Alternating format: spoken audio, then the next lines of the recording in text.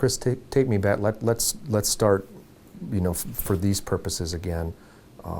You have a number of cold cases here in Winnebago County that your department is still actively trying to seek answers for.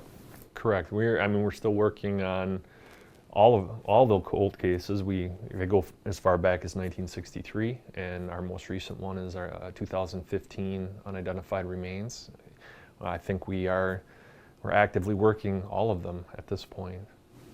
What are some of those ways and means that you are trying to take a fresh look at some of these cases, specifically a case that dates back over 50 years, the Pratt case from '63? Well, even with that case, the science changes almost yearly. We're looking at different DNA processes and different labs and different, in this case, like with the most recent 2015 case, we're using Parabon Labs, which has come out with recently a DNA snapshot. And some of the other genealogy sites, they offer some potential options for DNA profiles if we're able to have those. Now with Pratt, we worked extensively with private labs on specific DNA processes for degraded or aged DNA. And we were able to establish some DNA profiles and DNA mixtures, but as of yet, we're not able to match those to anybody. And obviously, with the case being 50 plus years old, our access to DNA standards from potential suspects it's limited.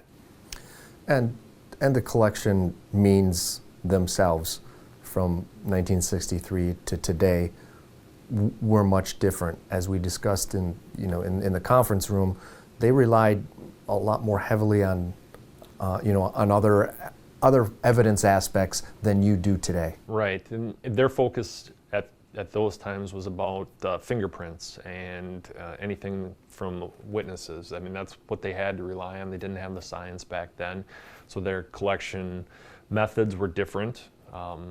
And today, we've learned, and we continue to learn, and we try to. When we're looking at a scene, we're looking at it for DNA, we're looking at it for fingerprints, we're looking, for now it's surveillance and cameras and all this other stuff that they didn't have access to back then.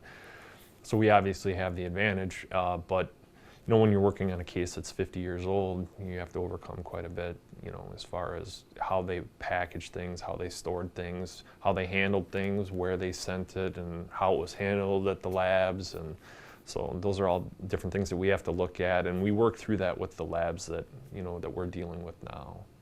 And even something as what would seem as so simple as the fingerprint collection, you've learned in today's date that even that has changed in regards to when it's collected at a crime scene. Correct. And now when we're looking at evidence, and we're dealing with the crime lab or private labs, we know that we have to first look at it for DNA, and then we move on to fingerprinting if it's applicable in that case, because we know that some of the fingerprinting materials can alter or damage potential DNA evidence. Talk to me a little bit about how key some of these physical pieces of evidence have been that your office was able to maintain throughout the course of these decades. Right. So for instance, in the Pratt case, so 1963, he was covered with a blanket at the scene by the suspect. And we have the blanket, we have all of his clothes, we have a lot of things that were preserved for 50 plus years. And it's just now whether we can find the right item or the right science to develop potential evidence on those items.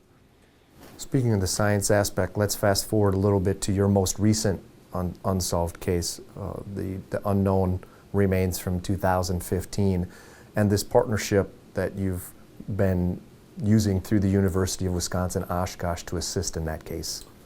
Yes, and we've used the anthropology department at UW-Oshkosh on more than one case, but they've helped us significantly with the 2015 case with the John Doe remains that we have. And it's obviously kind of outside of our scope of expertise. So, you try to bring in people that can educate you and put you in the right direction as to what you're looking for, and then they've taken a vested interest in trying to help us identify this individual. So they've, looked at the science of it, and they're trying to help with reconstruction, of the remains. So I think it's been beneficial for us, and, helps them with their goals of teaching and educating, and learning about, the science of it for us. So.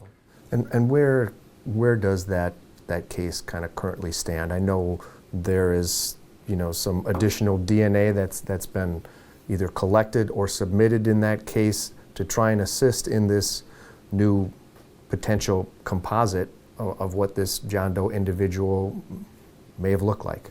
Correct. And so we have a DNA profile for the John Doe, and that's been submitted, and it has not produced any matches.